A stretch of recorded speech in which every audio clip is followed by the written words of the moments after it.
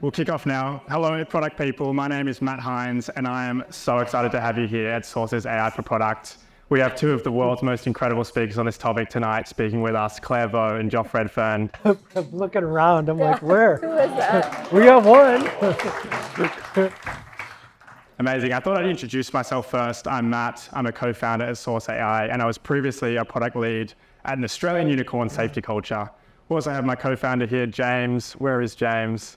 That's James, everyone. James was The tall guy. led the AI product teams at Atlassian, who have been kind enough to host us in their amazing venue tonight. Now we're scaling Source AI, the leading AI customer insights tool to boost your product revenue and retention. We actually just moved over to San Francisco from Australia on Friday, and so we are so excited to call your amazing city home for the next period. And so recommendations and adventures, bars, restaurants, we would absolutely love to hear them. Come find us afterwards, and we are all ears. We cannot wait to hear about the really spicy AI for product topics here. And the fact that you're in this room means you want to be a part of shaping that future. And so that's exactly what we're here to do tonight. It was honestly so cool to hear all of your 500 plus AI product predictions. And as I was reading through them, there were two that really stood out to me. The first is that data to insights to product impact will become 10 times faster with AI, maybe 100 times faster. I guess we'll find out. And the second is that strategy will disappear as a differentiator and execution will be where teams win. And so I cannot wait to dive into these with Joff and Claire. So here's what we're going to do. We're going to start with about 40 minutes of moderated Q&A. Then we'll have about 30 minutes of audience Q&A. And so I cannot wait to see so many hands. There were some amazing questions that came through the registrations as you were signing up. And then we'll have some more fun product connections, drinks, food after that. So let's get into it. So without further ado, I would love to introduce you to our two amazing speakers, Claire and Joff. I'll start by introducing Claire Vo. Claire's life is literally extraordinary. She's a 3-time Chief Product Officer at Optimizely, LaunchDarkly, and is also a 3-time founder. Claire has scaled Experiment Engine and sold that to Optimizely, and now as a side hustle is building the PM copilot, ChatPRD. I actually asked Claire for a fun fact about her life, and she said she has fallen off a horse, not once, but twice. And so I think it's safe to say that Claire does not like horses. Let's give a huge warm welcome to Claire. I'd love to introduce you to our next amazing speaker, Joff Redfern. Joff is a fountain of wisdom. He has been the VP of Product at LinkedIn, at Yahoo, and more recently, the Chief Product Officer at the Aussie homegrown Atlassian. On top of this, Joff now spends his days investing in the most ambitious AI startups in the world as a partner at Menlo Ventures.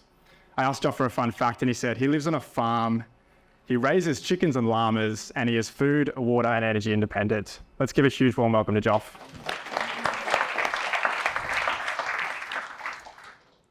Let's kick off. We've all been so excited to have this conversation with you, and especially because you are both more aggressive on AI than most of your executive and product peers. And so I would love to start by understanding, why are you on the leading edge of AI? Claire, let's start with you. So I've been around long enough, one, to know how to maximize my time, and rarely has a tool come across, and I think it's a tool and a technology that has transformed how I think about work and candidly how I think about life.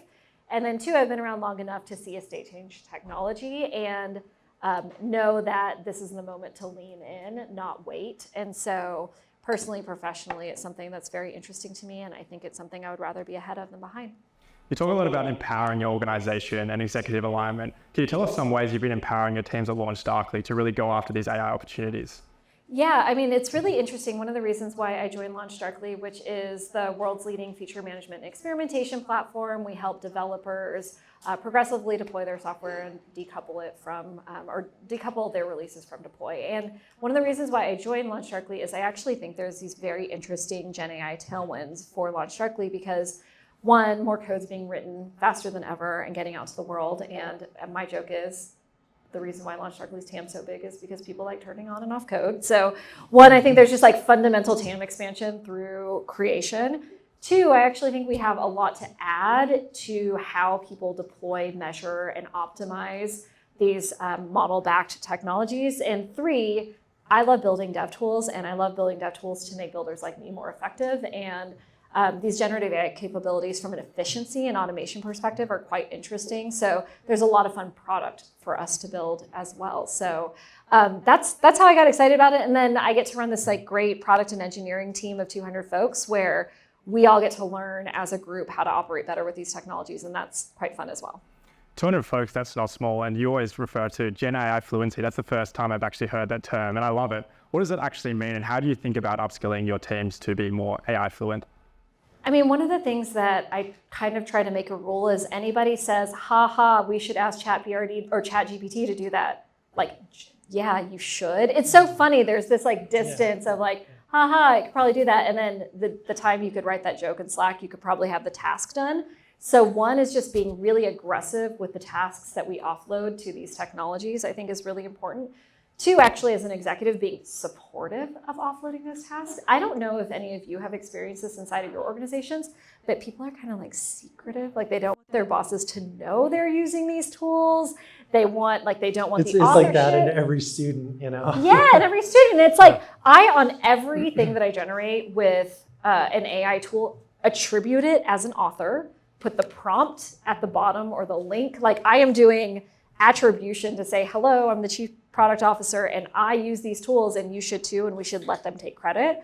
So it's like actually use it, to normalize using it, and then three, actually empower the team with both education and technology. So making sure that there's budget available, which is really important, and then making sure that there is training available, which is also quite important. Amazing. I'm so keen to dive into that more. Joff, you've seen a few different tech waves roll through Silicon Valley, and I'm particularly interested in, you were the CPO at Atlassian, and you led the product team shift from server to cloud and then the start of AI. Tell us what this was like at the time, and what were the big questions that were on your mind as the CPO? Yeah, well, it's interesting because I, go back to that point in time, and I remember it very fondly. And it was ChatGPT 3.5 came out in November 2022. And this is like the canonical date where AI has been around for a decade more, but it really clicks together. And something happens that hadn't happened before, which is that product grew to 100 million users in 2 months' time. So that was just explosive growth. And I remember the founders, Mike and Scott, they went on their our quarterly announcement, and they were talking to our investors, and all the questions that came back in February, that quarterly announcement, are, what are you doing with AI? And I talked to all my other CPO friends, and it was literally the same thing. They're like, oh shit, yeah, they just got, like, the CEO just got back from the earnings announcement, and they had all these questions about what we're doing for AI. And we were caught flat-footed. And it was interesting because there were a couple CPOs that weren't flat-footed. Like I would say Scott Belsky at Adobe, like I felt like they were ahead of the curve. Like I felt like Adobe had a quick response to AI. And I need to ask him why that was true, but I suspect now that I'm on the investment side, since he is such an active investor, he has spent time over at Benchmark. He's got like 230 plus angel investments, that he probably saw all of that AI stuff, early AI stuff welling up, and probably said, hey, I got to get in front of that. So for the rest of us, we were, I would describe us as flat-footed. Like obviously we're aware of it, but flat-footed to the question, what are we doing? When is it shipping? From there, the answer was obvious. It was, okay, cool. Let's get a team set aside to do a spike on it. So a small team gets put aside to do a spike. And let's err towards learning and experimentation. We don't need to try to figure out the grand plan of what we're going to do with AI and how it's going to shift the whole portfolio. So that was generally the approach that we took at Atlassian. But that, across the industry, I would say a lot of my CPO friends, that was the calling card, and really drove the first level of experimentation. Then I would say some of the more meaningful stuff that's come out, especially for incumbent companies, that was like 6 months, a year into the show, and you start to say, oh, okay, cool, now we're doing something more than just wrapping ChatGPT. I'd love to double click on that spike, because we probably have a lot of people in the audience tonight who are figuring out how much should we allocate to AI and how should we do it. Should we do it in one team? Should we do it in multiple teams? Let's double click on that. What was success for you in that spike? That's a good question. I mean, I think it varies, right? It varies on the business and where it makes sense. Obviously it has to be meaningful and important. So I wouldn't do it for the sake of doing it. I do think there are parallels, like these paradigm shifts come every 5 or 7 years through the tech industry, and how you react to them. I see these patterns that happen over time. Like I saw the shift to the cloud, from server to cloud, the shift from the desktop to the mobile. And typically what happens is, let's use mobile as the example. Mobile comes about, the canonical date for mobile would be 2007. Steve Jobs introduces the iPhone, and then people are like, oh crap, we've been talking about mobile forever, and now it actually looks like it's gonna work, so what are we gonna do about it? And it tends to be, you take that team, you take a small team that you build up, and you say, okay, this is gonna be our mobile team, and then that mobile team probably gets moved over to a platform team if you have a platform team. And that's the way that you enter into one of these new paradigm shifts. And then over time, you'll see those teams get broken up. Like if you went to LinkedIn today and you said, hey, where's the mobile team? It's like, well, every team is doing mobile. So I see that pattern emerging too on the AI front. It's like, okay, cool. We got an AI team. They're set up in the platform group. They're going to be the spearhead. But over time, AI is a piece of technology that is going to diffuse itself throughout the organization. So we're not going to have, oh, that's the team that does AI. It's like, no, all of the features within the product, where it's appropriate, will have some level of AI or ML. So I think there's some pattern matching there. What was your journey like, Claire? Was it similar? Was it different? On AI, yeah. I mean, when this lovely state change moment happened, I was in healthcare, which I think is quite interesting. I was at Color Health running product and engineering. And what I've been surprised by is healthcare was one of the industries that actually really jumped on the opportunity to integrate generative AI capabilities. So I saw it was very interesting. I think it was fascinating to me, like you, to watch who was prepared and who wasn't, who waited and who leaned in. And I think my reflection was, having seen these cycles as well, I like to lean in. I like to be in the group of lean in. And I think this is good for a couple of reasons. One, you tend to be ahead of the curve in terms of opportunities. And the more you lean in, the more you learn, and the more that compounds over time. Two, I would advise anybody who's in a product role right now, leaning in really future-proofs you for the next wave. I remember when mobile came out. I was a young PM in my early days. And in hindsight, the people that leaned in and became like mobile PMs ended up getting like the cream of the crop of the jobs moving forward. And so it's just something I think of from a career development perspective, and advice that I give to folks is these technological waves are opportunities to rebrand yourself as a product leader or a product manager in a new space where there's going to be accelerated growth. So one of the reasons why I like to be leaned in during these phases is I think that's quite an advantage. Yeah, I'll just add to plus oneing that last point of, like, from a career growth perspective, if you go back and look at the mobile era. So I led the mobile group at LinkedIn, and when I joined LinkedIn, it was pre-IPO, and it wound up that no one wanted to do the mobile job. In fact, the mobile job, I started as a consultant because I had started my own company. And Ryan Roslansky, who's now the CEO of LinkedIn, was offered the mobile job. And Ryan's like, hell no, I'm not doing the mobile job. That job is stupid. And there's only 8% of our traffic is coming from mobile. And I was like, wait, the mobile job's available? Like, I will stop consulting and I will join full time. I will ditch my startup that I am self-funding. I will join this company and I will do the mobile thing, even though, and this was a huge step back for me. It was like, there's only 12 people. It wasn't a vice president role. I had been a vice president for like a decade and a half before. And I just looked at it and I'm like, I think that LinkedIn is going to become a mobile company, and 8% of our traffic is coming from mobile. And I want to reach that mobile moment where 50% of our traffic or more is coming from mobile. So when I joined LinkedIn, I was 12 people. By the time I left LinkedIn, there were 650 people that were working on my latest project. I was VP of Product reporting to the CEO. So I do think that that is definitely a point to take away is like in these moments of transition, that's where the fun, exciting stuff is happening. And people need to, you still have an opportunity to be the AI expert, like in the land of, what's that saying though? Land of the blind, one-eyed man is king or something. So it's like, it doesn't take much to be exactly. To be the like totally. at the cutting edge of this thing. So there's still a lot of opportunity. It's still early. I mean, look at us. We're two leading experts. yeah, exactly. So you both lent in, but imagine I'm a PM or maybe even a product leader at an organization where leadership just aren't letting in. They don't understand the opportunity. They're not bought in. How might I convince them? Leave.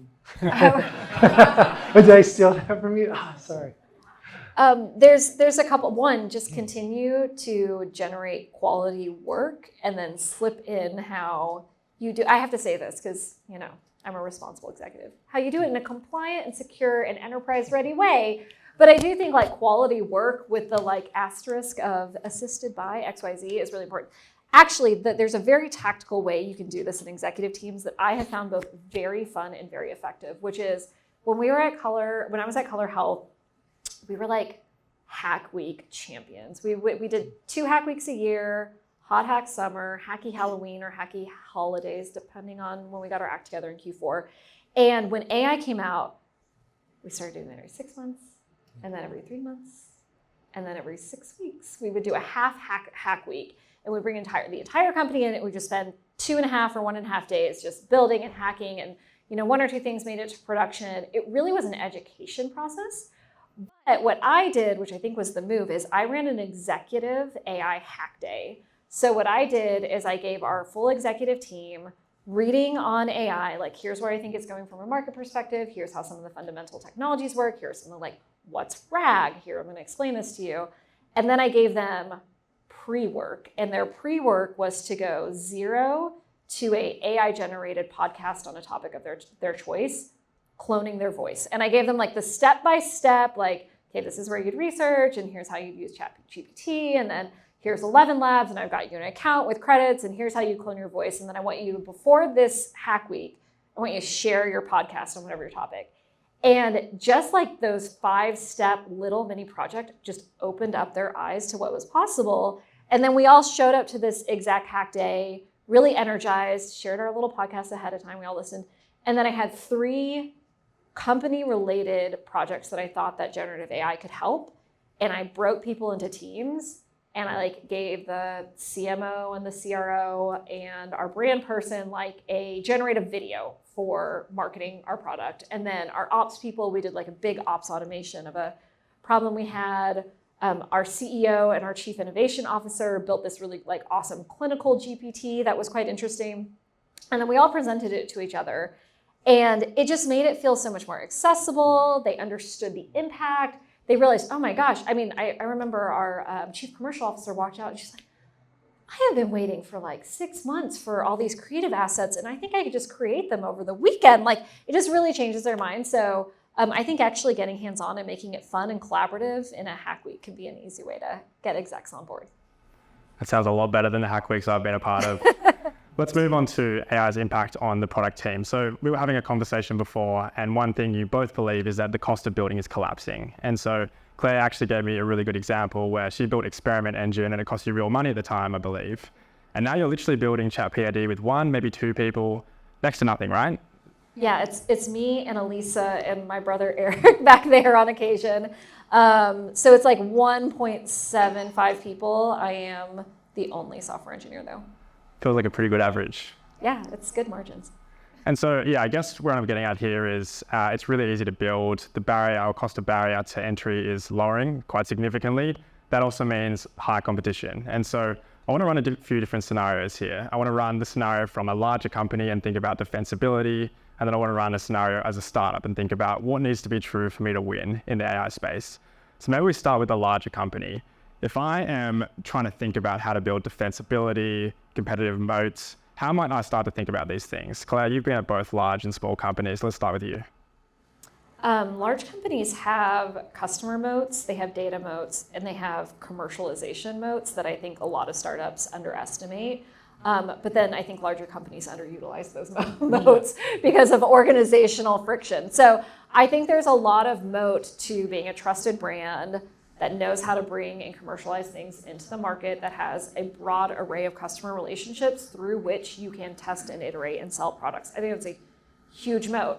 The thing that makes it possible for the startup ecosystem to exist with small amounts of funding over time is that doesn't mean that a smaller company can't come eat your lunch with a better product or build those capabilities over time. So I do think there's real defensibility in large organizations. And if you're a large organization and can lean in, that's a really winning strategy. I do think Adobe is doing quite a good job here. Yeah. But that's how I think of it from a big company perspective, and then we can talk about startups. Yeah, I think there's this debate too on AI. It's like, is it a sustaining technology or disruptive technology, right? So it is sustaining in the way that for incumbents, like a large incumbent like Adobe, just continuing with that example, it's like they've gone through and AIified the whole portfolio, so they're trying to make that less susceptible to being attacked. There are certainly a couple of differences too. I think the larger, just as Claire said, that you have trust that you've built up with your customer, and it takes forever to build up that trust, and it takes an hour to lose that kind of a trust. So I think they are probably more nervous because the AI is not perfect, right? It's imperfect. It can hallucinate. It can give you bad results. So I think a startup has a little bit more leeway in providing imperfect results than an incumbent, which is trying to build up and preserve that trust with the customer that they built up over time. So. Let's flip to startups. Joff, you've seen a ton of startups every single day, and I actually particularly liked, I think it was an unsolicited feedback episode where you talk about the Lego analogy, and I think you use it to reference speeding up an existing workflow versus reimagining a new workflow from the ground up. And so maybe we share the Lego analogy first, and then we can dive into what needs to be true for a startup to win. Yeah. Okay. The Lego analogy, you're probably like, what the heck is the Lego analogy? This came from a friend of mine, Bob Baxley. He's a great design leader. And he was talking to me, we were talking about AI, and he's like, look, there's classic Legos, the traditional 2x2, 2x4, 2x8 Legos, and you stack them up. And then years later, they came out with the Techno Lego, and the Techno Lego had rods and pistons and wheels. And the kinds of things that you built with traditional Legos were very different from what you could build with Techno Legos. So when you had AI come about, it felt like what we were trying to do is we're trying to take classic Legos and we're like, oh, we have a blue Lego now, and it's AI, and we're just going to pop it on the stack. Where I think the better answer is to step back and say, okay, well, what could the world look like? Knowing what we know now with AI, we really have a techno stack. And this is something that I saw, again, I'll go back to that LinkedIn experience that I had. I remember when I was leading that mobile group and there was just the 12 of us, and a mantra that we had was we said, well, let's build the LinkedIn that we always wanted. Like, we don't have to just take the natural thing was to take the website and to try to jam it into the 3.5-inch phone. And it's like, wait, no, we're not celebrating what's unique about the phone. So what wound up happening is we had over 2,000 pages on the website, and we're like, we're not getting into the phone. We're going to redream and reimagine what this whole thing could look like. We took those 2,000 pages and we put it into about 17 screens on the mobile device. So I think the opportunity for a lot of startups is to step back and say, okay, now that reasoning is the marginal cost of reasoning with AI is coming down, trending to zero. If we were to reimagine what we're doing today, what would be the techno version of the Lego? Because a lot of these companies that are incumbents, they're built upon the classical Lego. I've been looking at the software development lifecycle as an example.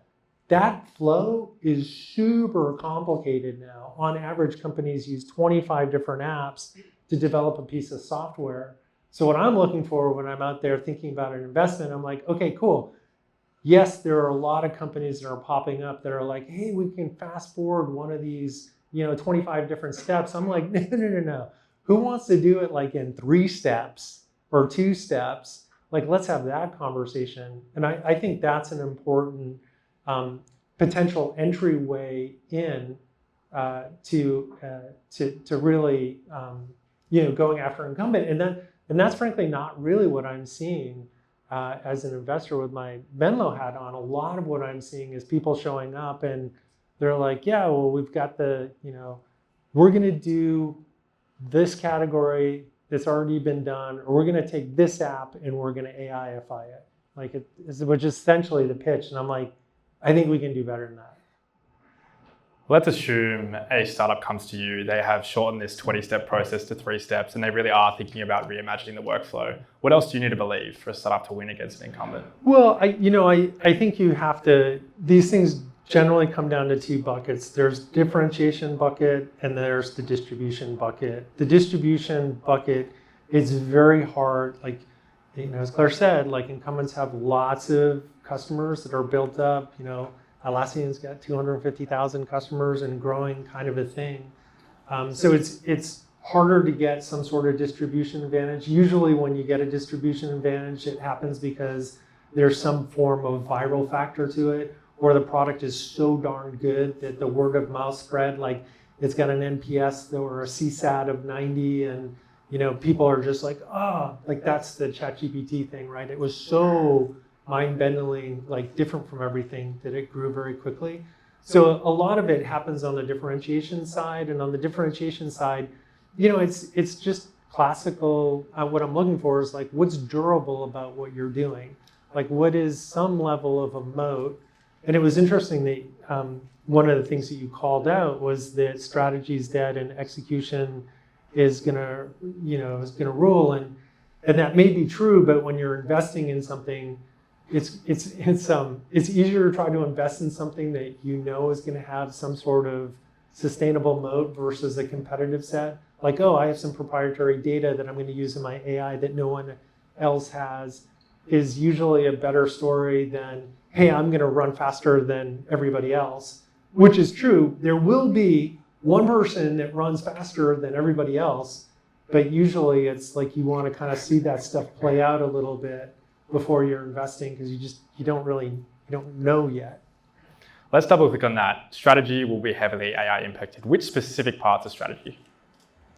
I mean, I've talked about this before, but strategy is like functionally synthesis. And so I do think that strategy is going to be one of those things that can be deeply accelerated by these language models. And in fact, I've run a lot of product teams. I've done a lot of AI product work. And you know what? There's some serviceable strategies that come out. In fact, the other day I was driving into work. It's a 21-minute commute. And I opened up voice ChatGPT, and I just like dumped for 7 minutes. I was like, this is what I think the strategy should be, and this is how I see the market, and this is what over here, and I'm worried about these competitors. And I think this is our differentiating capability. And like, I don't know, I think about this from a go-to-market perspective, this from a product perspective, and blah, blah, blah, blah, blah, blah. It was not great. And I said, so could you like structure that in a strategy for me? And 21 minutes later, I had like primo work that in hindsight probably would have taken me many moments of writing and thinking. Now, it's probably 80% there, but it's a place from which I can ladder out. So I do think the exercise of synthesizing input from data, market context, customer context, your own intuition, your own ideas into a differentiated strategy that is clear and can be executed on in a sequence that makes sense can be dramatically accelerated by using some of these tools. And so what does it actually mean to then win an execution? Build stuff. Build stuff, sell stuff. Ship super fast. Yeah, ship fast. Get out the credit cards. Like, I do think it's a little bit of, there's this cost of building that's collapsing. Speed of building is accelerating, but I don't see many people leaning into how far they can push that. So one, like, I would ask yourself, am I going as fast as I could? Am I shipping as fast as I could? Two, you do have to figure out ways to enter the market. You have to figure out channels. And so I do think execution on the go-to-market side is still not a easily solved problem, although it is solvable. Yeah, and I mean, I've spent decades in Silicon Valley now, and there are most certainly teams that I saw that they just had a different gear. Like I would say the early Uber team, the early Stripe team, the early Facebook team, you kind of, I had friends at all of them, and I'm like, you're just learning faster than everyone else. Like you're moving faster, and I think that's that's a cultural DNA thing. That's just the way that they're doing things, and in some ways you need permission to break a lot of stuff. Like remember that Facebook saying, it's like move fast, break stuff, and then as they scaled to hundreds of millions of people, they had to change that slogan up. But that kind of environment, which is a top-down, again, it's like it's part of the DNA, it's part of the culture, I think makes a huge difference. And I do think that AI winds up speeding up a lot of that stuff. So it's going to speed up all the competition, but there will be people that will figure out how to work with it in a more nuanced way, which I think will give them an even bigger edge. One question I've been dying to ask is the cost of building is collapsing. You can now make progress with less capital, less resources, perhaps less engineers, perhaps less salespeople. We're seeing this with 1.7 average people in a team and one engineer. What does this mean for venture capital? How is your role evolving with the cost of building collapsing? Yeah, my expectation is that people will, startup teams will try to do more and not try to raise as early as they do. So when I first moved to Silicon Valley, you would raise money on a pitch deck, and you'd have to raise actually a reasonable amount of money because you had to go like buy some servers, put them in some physical place that you were going to stay. Then you had to pay a crap load of money for some Oracle database. And, over that time, everything like the cost of all the infrastructure has been commoditized. The ability for a small team to start something it's only, that cost has come down and what you can accomplish has gone up. So my expectation would be that those pre-seed and seed rounds, that more teams will say, hey, you know what? I'm going to hold off on that, and I'm going to try to go straight to a Series A. And I've already had a number of conversations with teams where they're actually making a lot of progress. The other thing that's interesting about AI is that when it does actually connect, the speed to revenue has been quite quick. So watching people come up to several $100,000 in ARR, even $1 million in ARR, with not a lot of a team, like a very small team. So I think that will be a change. And then we saw that in the zero interest rate world, what we saw was that they were laggards to go into the IPO space. And I think with zero interest rates coming out, I don't think that you're going to hang out in the private market as long. I think you're going to, pop back into the IPO market the way you frankly should have. I think teams were kind of holding back because they were like, I get free money from y'all on the venture side. I don't give up a lot. And man, I don't have to deal with all of this transparency and having 1,000,001 shareholders, in my shorts asking me all these kinds of questions. So I think that will change too. So I think the window for venture shrinks on both ends. Wait longer, go IPO sooner, or seek a liquidity event sooner. Claire, you've been a founder. How has your view on venture capital changed over the past few years? I mean, it's one, like raising venture capital changed my life. So like I'm a big fan of doing startups, and I think I had a great outcome, and it was great. I have great experiences. I think the same thing as you. So, I'm running this startup on the side. I'm actually like 0.5 of an employee or I do this on nights. So if you're on ChatPRD and you get support requests, I'm intercom after like 7 p.m. So I'm coding on nights and weekends. I'm building this. I'll probably get to the revenue that you're talking about with 1.5 people. That changes the calculus for somebody like me on why do I raise? What do I raise for? At what point? What are you accelerating? What are you not? Do you need to? Is this just nice to throw off cash? So I am not sure as a multi-time founder, you kind of have the benefit of hindsight and experience looking at venture capital as a tool to create financial outcomes for many people, but mostly me. And so I'm trying to think like how would you want to use that tool in this moment when the cost of building is so low and I don't have to put servers in rooms right now. So it's a very interesting, I think about it from the founder side. I think about it as an angel investor too. And I do think later stage rounds, making more progress early on. And then I think you'll see a lot of second time founders or multi-time founders self-fund for longer as well. Yeah, no, that, one other thing that I would add to it is I think more people are going to seek to build a lifestyle business. Like one of the businesses that I built was intended to be a lifestyle business. Like I was literally doing that with this company when we self-funded it. I'm like, look, I can get this thing to this much revenue. This would be an amazing lifestyle. And then on the back of it, I have an option because there were 3 or 4 bigger players up there that would love to acquire me as a tuck-in business for tens of millions of dollars, and that would have been a great outcome. So I do think that if anyone reads Basecamp or if you've looked at companies like Campaign Monitor, I think MailChimp early on, like these businesses, or even Atlassian, like Atlassian never needed to really take venture money. There is that option, and I think more and more, especially with the next generation, like the millennials, I think they have kind of a different way of thinking about like a work-life balance. So I do think that will be another option that I don't think people have taken advantage of, and I think they should, right? I think there are a lot of like super fun but very narrow, not venture backable businesses you can make a ton of money on. So hopefully we'll see some of that. Or if you're like me, a millennial that likes work balance and just wants a second one that you can tuck in the corners. Yeah. I'd love to move on to AI's impact on the individual, so a CPO or a PM. And every day I think we see an article saying AI is going to take our jobs. But I think on the flip side, we can be 10 times, maybe 100 times more efficient if we really embrace it and level ourselves up in the right way. And so we might start with you, Clay. You talk about GenAI fluency, that you hire for it. What do you look for in candidates now?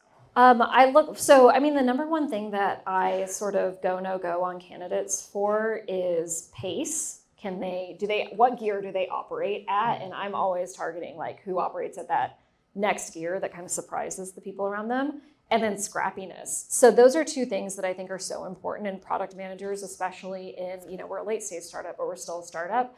So I like to hear stories of things they've built or problems they've solved, and I listen for what's in their toolkit, and I listen for how much they're leaning in and learning in this moment. So I really think, people ask me, how do I become an AI PM, or how do I get a great job at a company who's building AI stuff? I'm like, just build something, anything. Like I built a thing that ingests my kids' 7,000 emails that I get from their school on a daily basis, like knocks them down, puts them in a calendar invite, sends them to our company Slack, our family Slack. I have a family Slack. Sends them to a family Slack, like sends me reminders. And like just building that, solving an actual problem sort of end to end, you should be doing that in your work every day. And so I listen for stories of like scrappiness and speed and sort of dissatisfaction with the status quo, because I think those are the people that are both going to get more done in my organization and also come up with more creative ideas about products we could build. Joff, you wrote an article about 9-10 years ago called the PM Craft Triangle, and I think you were VP of Product at LinkedIn at the time. And just to articulate the purpose of this PM Craft Triangle was, essentially a PM can be either a general manager, they can be a scientist, or they can be an artist. And really the point of this, if I'm correct, is to figure out which one you lean towards, because if you try and be in the middle of the triangle, then it's really difficult to be the best at all 3 things. But if you figure out which one you lean towards and really lean into that, you have a chance of becoming the best in the world at that. Yeah. You did an awesome job. That was great. Thank you. Cool. It either landed or you had to read it like 5 times. Oh, I now understand it. When I was younger, I had this professor, Mr. Elkis, and he really encouraged me to be, actually the whole class, to be Renaissance people. And he's like, look, try physics, do math, English, communication, be really well-rounded. And later on, I kind of realized he was telling us, it was like, try to be T-shaped, like have a broad set of knowledge and then go deep on something and be really good at it. And it really resonated with me. And the organizations that I chose to work at, I've always been in this hyperscaling phase. So I've been in a phase, I join at a few hundred people, maybe 1,000 people, and then I bring these organizations up to 1,000. So I did that with 3 companies, and then the other half of my life was 0 to 1 companies where I've started things and so on and so forth. So it winds up in kind of all cases, my view is that it's best to be hiring these generalists, because at the point in which you're hiring it, you're going from hundreds of people to 10,000 people, you're not exactly sure what you need next. But what you do know is you need someone who has a growth mindset and who has some flexibility. So if they view themselves as a specialist, and it's like, hey, I'm just that one thing, and that's the only thing I'm going to do, and that's the thing that I'm great at. It's like, that's awesome, but that's not really what is going to help us in the organization. So I think that those kinds of people who have generalist skills are going to do really well in the AI world. So to bring that back to this triangle thing that Matt was talking about, my observation is that the 3 skills that I was using as a product leader and my team was using is, you got to be able to build a great business. So you better be a general manager, because if you don't build a great business, we don't get to build the product because we all get fired. You better be a great scientist. The whole lean movement that came about over a decade ago, right, is a scientific method, repackaged, build, measure, learn. So my friends at Google, my friends at Amazon working in the e-commerce part were really good at experimentation. And then you have to be an artist. And the artist is they tend to be tastemakers in the organization. They have high aesthetic sensibilities. My friends at Apple are really good tastemakers and artists. So going back to this Mr. Elkis thing, I'm like, look, you should try to aim for something more in the center. But because I don't, we're not all we're not polymaths. Many of us aren't. I'm not. So what you should really look for is something that's in an inner triangle inside the larger triangle, which says, I'm trying to be well-rounded. I'm trying to be T-shaped, but I'm going to lean into 1 or 2 of these different corners. And at Atlassian, if you worked there when I was working there, we had a product conference that we would run internally every year. And we had a big board up there, and we had different teams had different pins, like growth team, platform team, and you would take your pin and you would put it where you thought you were on the dot. And it was really helpful. It was helpful from a team construction standpoint, because you're like, hey, if I'm trying to build a beautifully designed new feature, I better get some artist blood over there.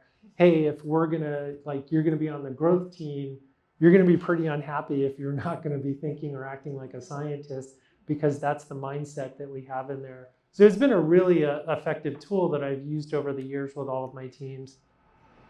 How has that changed over the last 10 years with AI? I remember you mentioned that the talent stack is collapsing. How has that evolved? Yeah, I think more. Well, first of all, I think AI probably favors the generalist. People who can have a bird's eye view of what it is, larger thing of what we're building. And I do think it just smooths out the divots in what our capabilities are. So if I'm not strong on the artist side, I'm going to have something that's like a Figma ++ tool or an Adobe ++ tool that I can go to and help me design, help me be a better designer, or help me, break down this product into a series of experiments. So I think having a product copilot will move all of us more naturally to have a wider set of skills. I think about that as collapsing the talent stack, right? And I think that kind of maybe in a broader view perspective, it just doesn't happen in that product triangle. There's actually a bigger triangle that we often talk about, which is you've got the triad of the engineer, the designer, and the product person all doing separate sets of responsibilities. And I do think that, and I think Clara and I share this view, is when you collapse down not just the talent stack on the product manager, you're going to collapse down the talent stack on like she's doing now, on the whole build process. So my engineering skills are rusty, they're not particularly great, but I can be a 10x better engineer than I am today using copilots in the future. Let's look forward another 10 years, 2034. How has your view changed then? I'm not sure it changes that much. I think that collapsing that I was talking about at the higher. I think the software development lifecycle, as I said before, if anyone wants to blow it up and change that whole methodology, so one person can build something of significance, like please come talk to me. So I do think as you fast forward that way, man, I really look forward to the day when a single person can build something of significance. I have been frustrated through my entire product career by having thoughts of things that I wanted to build, but I was incapable of building them by myself or with a small team. And I think that I will be unblocked if I were to look 10 years down the road, like I hope I will. So that would be one change. I'm going to ask one more question, then we'll open it up to audience questions. So start thinking about the questions you want to ask Claire and Joff. Let's say I'm a product builder or product leader in the audience today, and I want to 10x my AI fluency. What is something I can do today to do this? I really think, one, every time you stare at a blank piece of paper, find a tool. Like every time you stare at some blank thing, find a tool and try it. It doesn't have to be perfect, but try it. I mean, truly that, haha, I think this could do it. Like, yeah, haha, do it. That I think that is such a profound unlock, because I think that for me is the blocker. A rate limiter of speed is going 0 to 1. I can go from 1 to 100 very, very fast, but 0 to 1 is challenging. So one, I think do that. Two, every week I would make a list. Like if the minute you finish an annoying task, I would write it on a to-do list and I would dedicate like a half a day to automate that task for the rest of your life. Like I just think knocking down this week to week and finding ways to automate, build flows, try something, try a new tool, you will work yourself into a lot of free time, which I think is nice. And then you can build things and you can be more creative. So I sort of take it very tactically, which I take it task by task, because I don't think you need to imagine use cases. I think there are use cases sitting in front of you every day. For example, like writing questions for a great fireside chat, I think is one of them. And so I think I would give advice to you. I'd say, okay, we went through this great process. You found me. We connected, we did this event, we did a pre-read on what this event would be like, you invited all these people, like, how would you automate it next time and make it take half the amount of time? I think that's a really worthy project and it will really unlock how you think about the capabilities of these tools. So many steps I would automate. What's your view, Joff? So just do it. I think Claire just summed it up with that last point, which is just do it. I've always loved this. I have on my, where I get dressed, on top of where I put all my clothes, I have this little index card and it says nullius in verba. Nullius in verba is Latin for on the word of no one. And what it's really saying is see for yourself.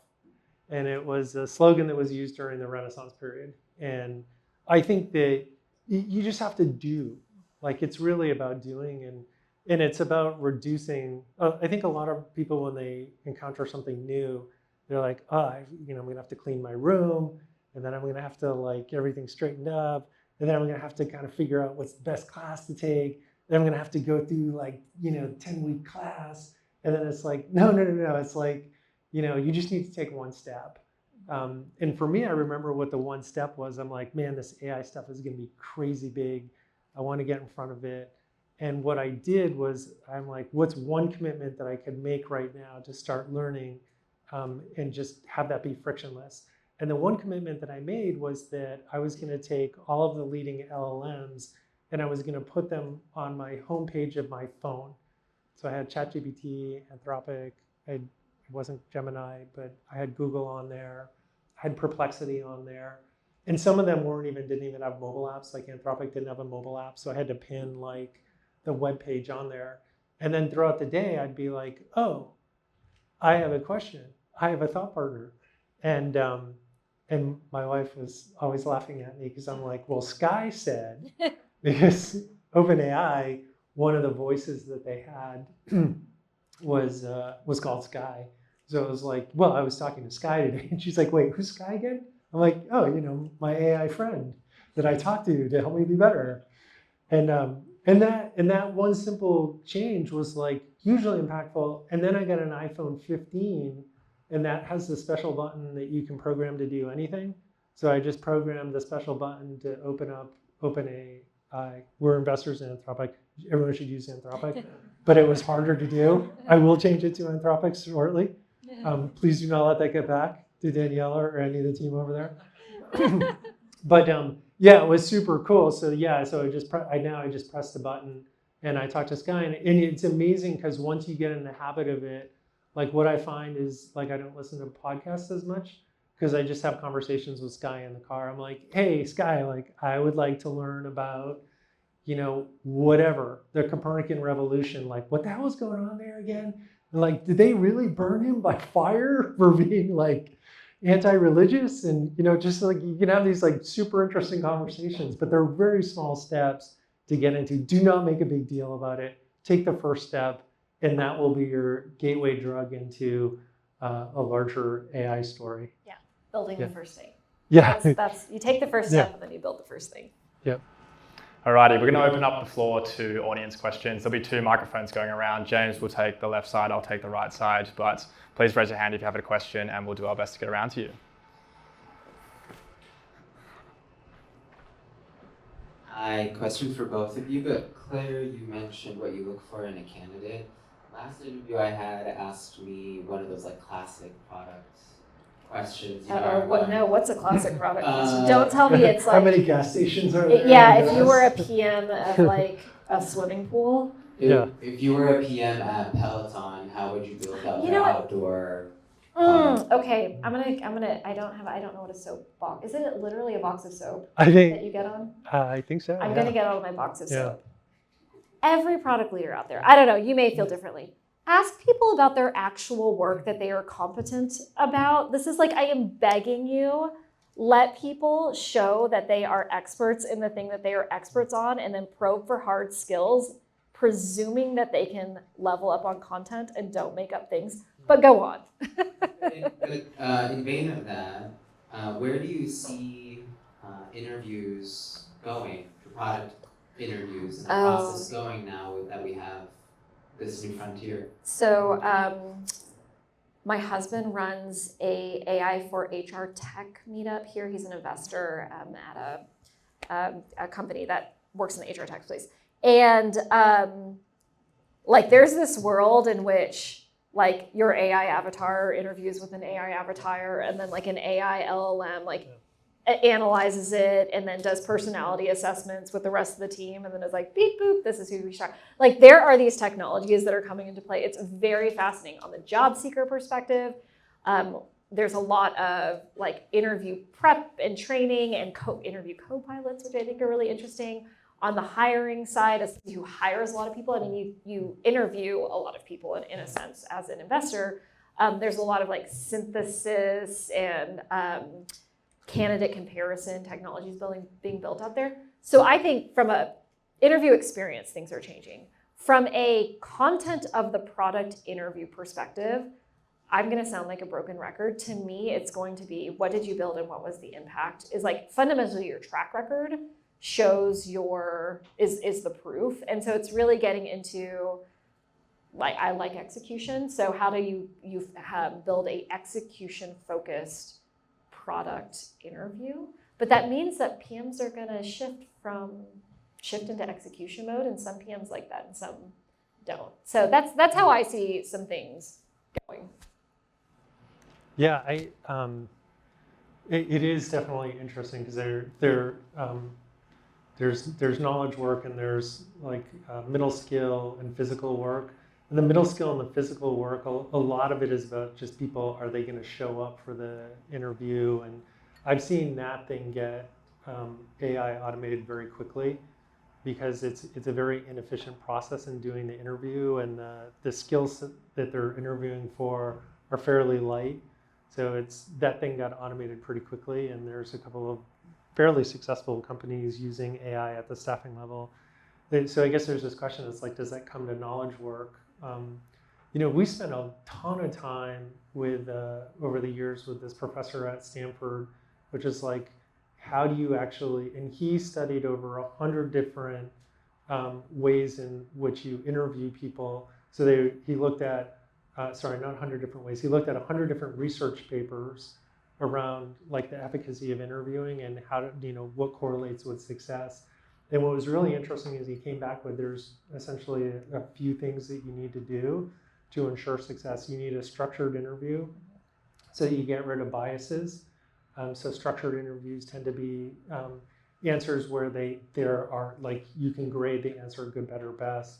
But the thing that he found was most correlated with a good hire was actually giving someone a work sample. So they had done this study with a bank, and the bank was having a hard time finding loan officers to do a good job with a loan. And the best way to do it was actually to just give people loans where they knew what the outcome was. And they're like, hey, like these people scored really well on these loans, and we know because these were past loans that we've made internally, we knew what the outcome was. So I think a lot of times what people are trying to get at in an interview, or at least part of the interview, like there's a values portion, there's a job expectation portion, and then there's this like, can you do the job? Like, can you do the job? And I think there are different ways to get at that, but I do think there's like some work sample-ish, whether that's talking about a piece of work that you've done in your prior life that we can kind of objectively evaluate, or if there's a neutral.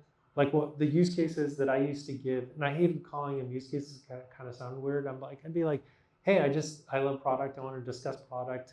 It's like, let me talk about a challenge that I've seen, and I knew how to calibrate like a good, better, best answer, and then we would have that discussion, and then we'd go from there. So like, could AI do that? Sure. I mean, it could probably, the thing that I really look forward to AI in the interview with is to get rid of some of our biases, because we do, like we make snap judgments. Every human has some level of bias. There's a study out, if you go to not a study, if you go to Harvard Law School, you can take a test to understand if you're biased. And like one of my stated goals in life is to be as unbiased and open as possible. And I had biases the last time I took it, which was many years ago. And I'm like, crap, like, man, we're like, everyone has biases. So I think kind of from that perspective, I think AI is actually going to be more objective. So it might actually point out some of these things that, in an unbiased way that you should be including in your evaluation criteria. I have one other thing to say on this topic that's very practical that's come up, which is, should candidates use AI in the course of producing work product for an interview? Or I run an engineering team as well. So one of the questions we had is, should we let people use Copilot in the live coding interview? It was like a very interesting question. And there was a real debate. And I, no surprise, was like, of course we should let them use these tools. Because if we play this forward 2 years and everybody is not speed running their code using Copilot, like we have done something wrong. And so of course we should let these tools in live interviews, because of course this is going to become part of our toolkit. And we need to get good at assessing talent inclusive of these tools. We can't just remain stagnant in assessing talent without the tools. And another product example is somebody emailed me about ChatPRD from a job perspective. And they said, I've been shooting off custom PRDs to every job I'm applying to, saying this is how it would improve your product. And I'm able to do that because I'm using ChatPRD to automate some of it, get some of my thoughts out, perfect it, share it. And so I think these are tools, and I would just suggest that leaders need to figure out how to assess for talent and impact inclusive of the tools, as opposed to excluding them, because we're not really going to have that option in about 5 years. Totally. Yeah. It's like allowing people to bring the calculator to, of course. It's like everyone can get a $5 calculator. Why wouldn't you be using a calculator if you're not? It makes no sense. Hi. Hey, here. Oh, yeah. Oh, okay. Thanks. Thanks, Aaron, Joff. So as a product guy, you just talked about how there was a transition from moving web pages to Mover, right? And now one of the things that I see is how users are moving away from how do you design native experiences that are AI, and how do you guys think about UI and UX when AI, it's much more easier to talk to AI, or it's getting there, and rather than clicking buttons on a screen. How do you see those changes happen, and how are you thinking about how that big transition, right? How web pages changed to mobile. How do you see that changing in the near future? I think this is interesting on your triangle of general. I'm a general manager, by the way. General manager, scientist, like designer, artist. I think the artist side of the house, I think the design side of the house actually has such an interesting moment right now, because the modalities of content and user experience consumption are just expanding rapidly, and they're intersecting with each other in a way that has not been possible or scalable before, right? Your audio can now intersect with a document, which can intersect with a generative interface. There's just so many ways these interfaces can express themselves in different forms. So one, I think designers have a broader surface area against which to build solutions and have to get better at a broader area of modalities. So you have to get good at audio design, you have to get good at chat design, you have to get good at what we're all good at, which is boxes on a screen and classic web and mobile design. We have to get good at devices, which we were talking about earlier. All these things are now places that you almost have to get good at, because your consumers will be able to access their products through these mechanisms. So that's thing one. Thing two is, I think language design is such a fascinating opportunity for product managers and designers. I have a liberal arts degree. They say don't get those in tech. And now I'm sitting here, I'm glad I can speak English. I'm glad I have language skills. I'm glad I can express personality in language to tune things. And I think personality design is going to be a very interesting skill moving forward for some of these products.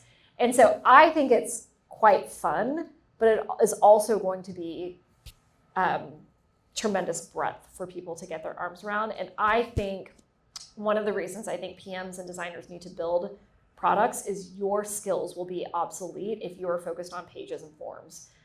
So you need to be able to think about non-linear products, and you need to be able to design non-linear products that express themselves in more than a screen on a phone. I see nods in the audience. I like it. Hopefully there's a designer or two out there. Go for it. Do you want to go or should I go? No, go for it. Go. Hi, I'm Matt. I'm a self-employed product consultant. Thank you for your time. Really enjoyed the talk. I'm also a huge fanatic on using these tools on a daily basis. And my question is about safeguarding from hallucinations. So I feel like we're not quite there yet. Last time I checked, the benchmarks were 86% success, so 14% hallucination rate with any sort of output gained from a large language model. So how do you safeguard yourself from this? I find it's especially important when thinking about ramping up on a new topic, for example, and we're on something I have no idea about. And I feel like I'm more prone to accept hallucination as truth. So please share any wisdom you have in terms of navigating that. I don't know. I don't know if I have wisdom. I think one change that we'll see is more citation, and I think that's really important. We saw that, Harvey, which is in the legal space, right? We saw a couple of noted lawyers referencing cases that didn't actually exist, and then those teams that were working in that space kind of immediately started focusing on, I need citation to build up trust. I think the foundation LLMs and then smaller LLMs, you'll see a bunch of that stuff build up. So I think that will be one change. I mean, there's a debate that I'm not well equipped to analyze, which is hey, will hallucinations go away or not go away? There's with larger context windows, we might have less of it because you bring in more context and things like that. I don't really know. I would assume with technology that a lot of that stuff can get wrung out, but I don't know where the attenuation point is. And to the extent that it's highly important, whether that's healthcare or on the finance side, I do think that you'll have levels of regulation that prevent you from, that will be the human in the loop thing. It's great, I can give you a draft, but you'll need a human in the loop to do the final approval because it's, to your point, it's unclear. But I don't know, have you seen stuff that keeps it, trust but verify, right? Trust but verify, yeah. I think the way that's to go. Ronald Reagan said. Names, dates, and features of your competitors. Trust but verify. Yeah. Hi, this was a great talk. My name's Rahul. My question is, you both probably worked with a lot of great PMs. So what are some skills today that really differentiate world-class PMs with like the rest of the folks. And looking forward, maybe 5 years max, with the advent in AI and that kind of improving, do you think that differentiator would change, and what would it be? I have actually, I'm going to start because I've actually asked this question. So I over the years, I've polled PM organizations that I've worked with, and the question that I ask is, what are a few things that separate the top 1% of product managers from everybody else? And it's an open forum, and you could fill it out because I wanted to see how people would vote. At most of the places that I've worked in, the number one question or the number one answer was actually double what the number two answer was from a trait perspective. And the trait really surprised me. The trait is communication. So it's, and I've thought about it over the years. I'm like, geez, I wonder why it's communication. And then I saw this guy talking, and he was the guy that was responsible for sorry, I'm going to take you on a tangent here, but I promise it will make sense, or at least it does to me. So hopefully it will to you. So I was watching the guy from the Deepwater Horizon. This guy, Deepwater Horizon, remember a billion gallons of oil in the Gulf of Mexico getting spilled because BP has one of their offshore oil rigs that catches on fire. So everyone's failing, it's spitting out oil. Finally, they put this person in charge. And the person in charge, they said, well, can you tell us a little bit about what's going on, like how you're going to solve it? And he's like, look, and he came from one of the military services. And one thing that he said, look, there's two forms of working with people. There's unity of command, which is everyone reports to me, they're going to tell me what to do. And there's unity of effort. And unity of effort is where I'm going to need not only the military, I'm going to need business, I'm going to need local governments, I mean, all sorts of people to come together. And that's going to require a different level of leadership from me. And when you think of, I'm like, holy shit, that's like the answer. Because if you think about a product role, no one reports to you. Like there are 11 engineers on average for every product manager. There are 11 engineers for every designer. So you're kind of outnumbered. And what you're trying to do is inspire them to build the thing that you're doing. And we know that to create a movement and to inspire people, you need to be able to effectively communicate. And I've got a bunch of theories around how to communicate well. I think there's exactly two styles of communication that product leaders need to use. There's storytelling and just the facts. I won't get into those. But I do think that communication is, if it's not number one, it's like one of the top 3 skills that I think an extraordinary 1%er will possess.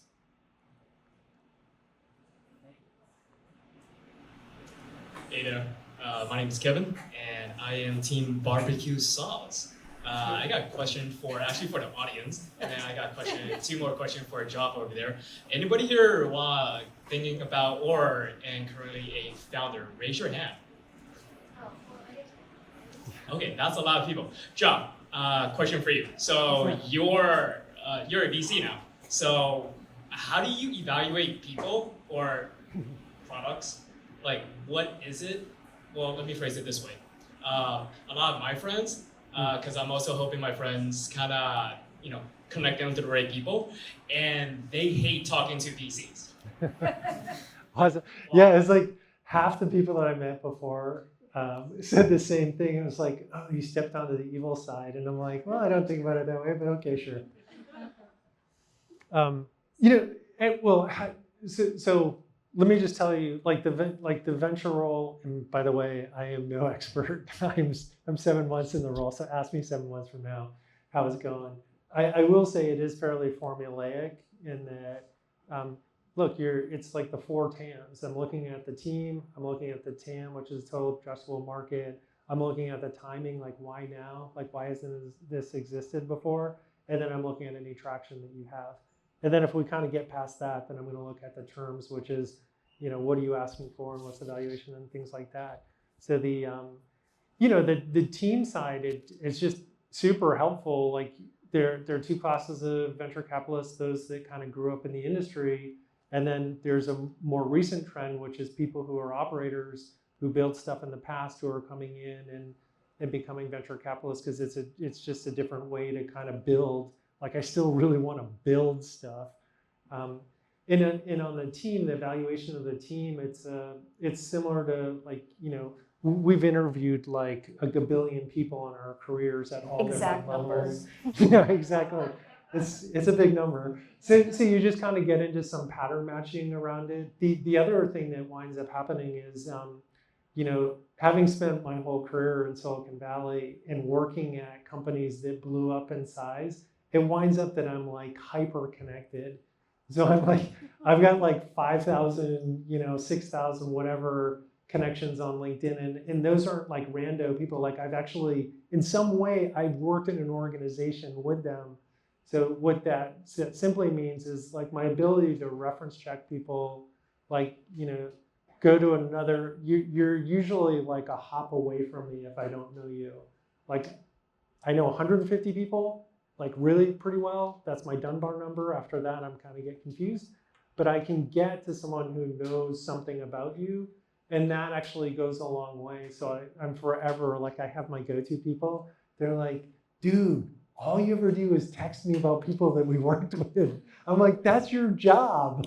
Like, I'm making you part of That was the mine. first thing you asked me. Yeah, exactly. It was like, you worked with... It was literally the first question that I asked her when I saw her tonight. I'm like, hey, do you know about X? Because you worked with X. And she's like, well, I do know about X. And then we had a conversation about X. So yeah, that winds up to be like really helpful, like just the connections. One last thing. For the founders, raise your hands, and Job, can you make a commitment in taking an intro meeting with these founders that might be looking for a fund? Wow, that's a huge ask. I'm trying to be really good with my time. But no, yeah, actually, if you are working on something, feel free to ping me. I'm Joff at menlovc.com. I'd be happy to direct you in the right place. Which is not a commitment to look at you. I'm trying to be efficient with your time and mine because I know your time is super valuable. There's a question over here. You stood up. Thank you. My name is Chloe. Thanks so much for this evening. I feel like in product development, there's a really tight-knit bond between the designer that's designated for you as a PM and your engineering manager.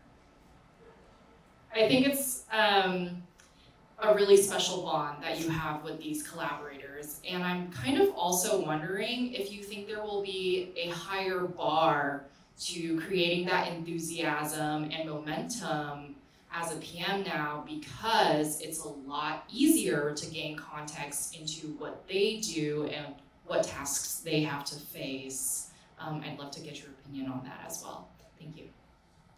So let me ask your question for you, which is, what is going to change about the role of the product manager as it's easier for you to design and write code? Is that the job? So. Are we going to have to come out with a POC out the gate? Yeah, no.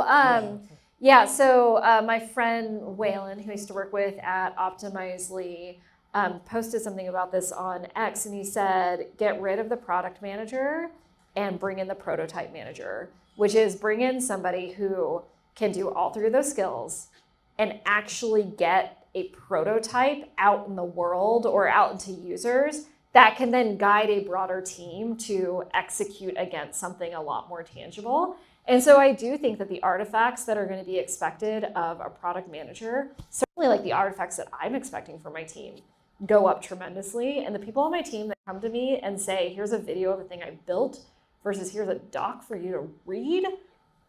If they made a doc with ChatPRD, I'll give it to them. But I am impressed by that. And that is the future of what I want some of my product team to look like. So if we play that forward and we presume that to be true, then I think it's just collapsing the talent stack, which is collapsing the triad. Do you have one person that can do all of them or wants to do all of them? And then does that team work with a broader set of supporting teammates to execute at scale? I think is absolutely a place that I think things are going. And if any of you are PMs that have that triad skill collapsed or want to develop it, come talk to me because I hire PMs. We have time for one more question. I think it's at the back there. Yeah. Hi, I'm Eva. I'm a repeat founder. So I have a question about fundraising. So we decided to build a current company in a very lean way. We do have a team of 7 people generating revenue. It's almost break even. So, what do you think is the point where we should raise venture funding? Oh, wow. Yeah, I mean, I don't know if there's, I think it's a nuanced question. It really depends on what is right for the team. And, a lot of times what I see happen is people are building, they're making some progress, and then they'll see some competitor come in, and that competitor will start to move faster than them because they have money, and that becomes a clear signal to them. It's like, we got to get in front of this. Or, another version of it is someone feels like they have a secret, like something that's unique, but they think that secret's going to get out and that others are going to start to copy it, and they're like, we got to move, we got to get going and really blow out this area. So that tends to be another good time. There are differences in where you're raising money, pre-seed and seed. There's a set of investors that are going to really lean in with the team. They're going to give you a smaller check, anywhere from $1.5 million, $3 million, maybe up to $5 million kind of a thing. And those people are going to work with you kind of on a weekly basis if needed. And then the other big jump is, you're going to wait for a Series A. Series A companies tend to have some, they have a product market fit-ish, and they have repeatability in the revenue.